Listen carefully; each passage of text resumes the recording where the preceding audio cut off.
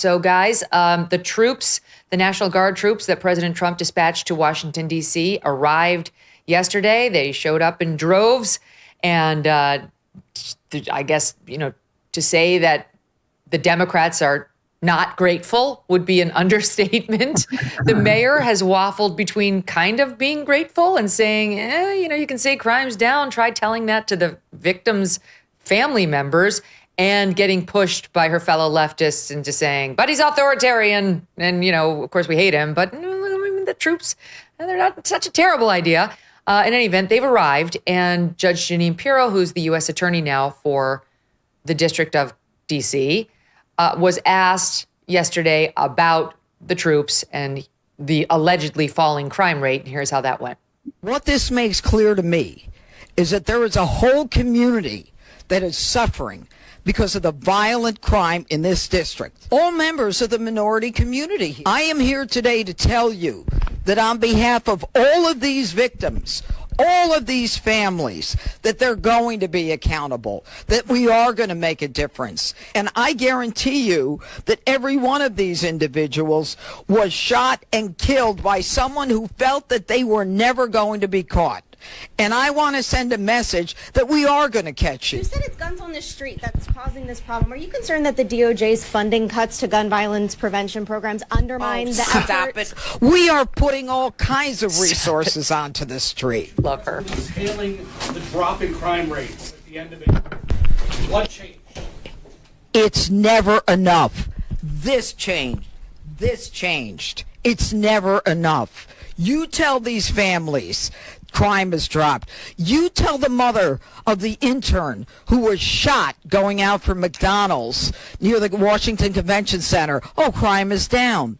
You tell the kid who was just beat the hell and back with a severe concussion and a broken nose, crime is down. No, that falls on deaf ears. And my ears are deaf to that. And that's why I fight the fight. Thank you. Boom. And she dropped the mic. Not literally, but she should have. Rich, well done by Jeanine Pirro. And there really are some horrific stories. I suppose you could find them in any large metropolitan area, but DC in particular has got some awful ones, like that one about the intern. I think it was 19 years old. They're doing an internship in Washington. It's like a kid's dream, going out to get a McDonald's and gets killed. We could spend all day going through these. She had the pictures of a lot of those young victims in particular up on those boards. It's right up in the face of those reporters saying, how dare you? It's never enough. Don't tell the family members of these dead people, crime's down, so we don't need more law enforcement. Yeah, I'll say a couple things. One, I have no use for Muriel Bowser, and she has vacillated a little bit here. But I think basically, though, from where she's coming from, a fairly constructive attitude, right? She's saying, yeah, crime's down, we don't need this, but if we're getting more federal assets, let's use them to reduce crime. And if that had been the message by Democratic mayors all around the country about ICE, saying, I don't like these tactics. I don't think it's really necessary. Maybe you're going too far. But yes, thank you for coming and getting the criminals off our streets. I think that debate would be in a much better place. And I don't think the National Guard troops make much of a difference. They basically guard federal buildings. Maybe they free up some police resources to do other stuff. But certainly the sheer presence, if you're a young woman jogging on the streets of D.C., you're going to enjoy seeing those guys. You're going to feel a little safer seeing those guys, and men and women in camouflage, staying there. But I think the key thing is the driver of most of the gun violence, very small group of guys who've already been engaged in the criminal justice system, have long rap sheets, have probably been in prison already, and are largely known to authorities. Can you, working with the local police with additional DEA and FBI resources, really in this 30-day period, try to move the needle in arresting more of those guys and making them worry about consequences? That's huge.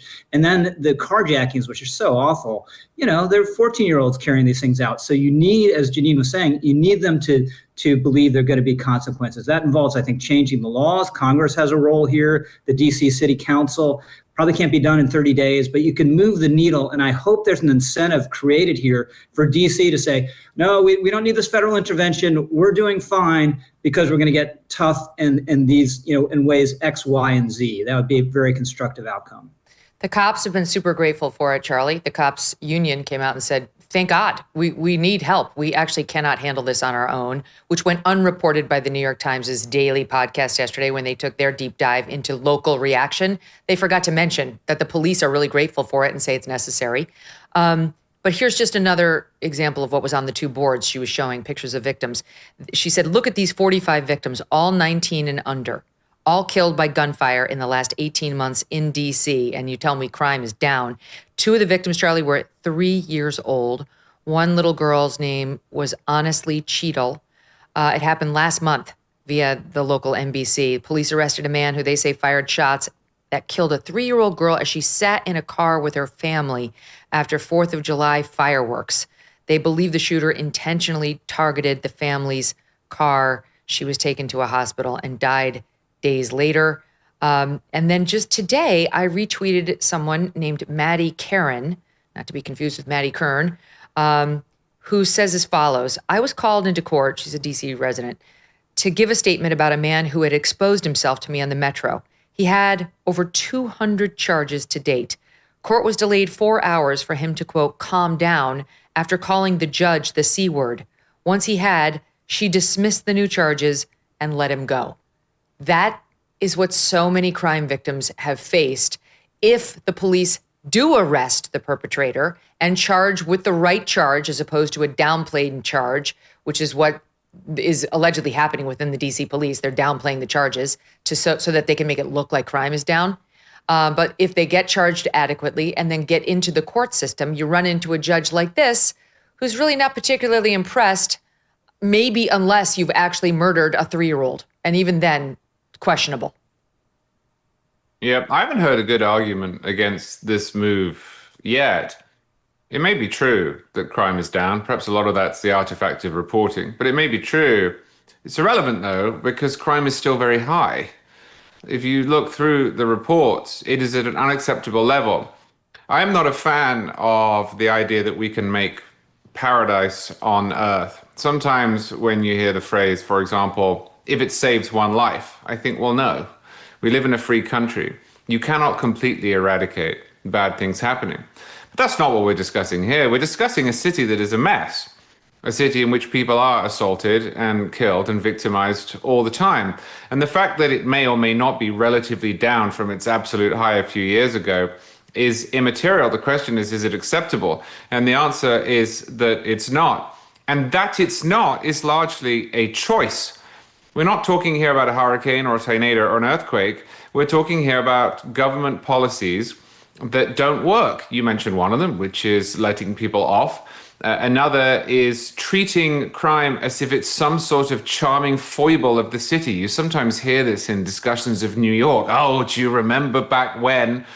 Is as if it was some sort of fun thing you would do in the 1970s between seeing Led Zeppelin and going to watch Star Wars. You get a knife in the back, but a charming knife. That's nonsense. People hate crime, and there's no reason they should be subject to it. And the arguments made in its favor are ridiculous. The other bad argument is that crime is worse elsewhere. First off, that's irrelevant too. But you hear this, well, it's worse in New Orleans or it's worse in St. Louis. Maybe. Those are cities and states, though. And under our system, the burden is much higher for the federal government to get involved. But Washington, D.C. is a federal district. The district clause in the Constitution gives plenary power to the federal government to take care of it. If it wants to, it can delegate some of that power out to a city council or a mayor or whatever apparatus it desires. But it doesn't have to.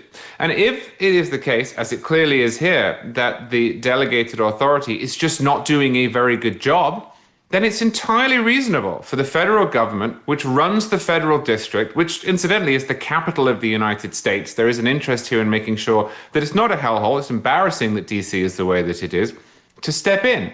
And there's nothing that Trump has done thus far that has violated the law, and there's nothing he's done thus far that would require Congress to act, although Congress probably should take control back.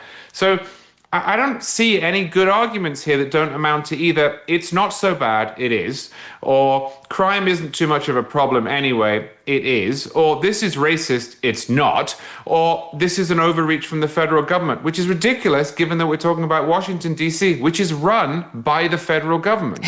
Right, all good points. You've got morons like Eric Swalwell. Well, that's really my only point. You do have. That's the end of it. Yeah. Leave it there. But in this particular instance, he decided to try to make a thing out of a recent crime event where a man, according to NBC4 Washington, they posted a man is dead after a shooting in DC's Logan Circle neighborhood. Officers looking for a suspect. This moron, Swalwell, tweets it out. Trump owns it. So now every crime that happens in DC is Trump's fault because he's tried to supplement the law enforcement. I mean, maybe we'll give it 30 seconds. Which of you would like to take it? I can see both of you, actually. I mean, what does that even mean, Megyn? Like, if somebody takes over custody of a child whose parents are unfit to look after them, and then the child falls over and scrapes her knee, you wouldn't say, well, there you go. That just proves that the custody change. I mean, obviously, that's not what's at stake here. If in maybe 10 years, you had the same people running things and there was no improvement, sure, point that out. But that is just, that's actually, I know you said 30 seconds, but just give me a moment. That actually is why I say that there are some people who are functionally in favor of crime. Because either they have some ideological opposition to fighting crime that they believe is rooted in history and is usually completely incomprehensible, or they are so polarized against those who don't like crime that they end up effectively siding with crime. And we've seen a lot of that over the last week. A lot of the coverage here has just been Trump wants to do it, therefore it's bad. Trump wants to fight crime, therefore crime must have something going for it. And it doesn't. It doesn't have something going for it. I think the average person watching this thinks it's lunacy. That's so well said. All right, wait. I've got a couple of examples of that teed up for you guys. Here's Symone Sanders, who undoubtedly is earning millions over at MSNBC, where she co-hosts one of the primetime hours. I think it's the one vacated by Joy Reid. And she appeared on Morning Joe with Scarborough and had the following exchange. SOT 10. You don't think more police make streets safer? No, Joe, I'm a black woman in America. I do not always think that more police make streets safer.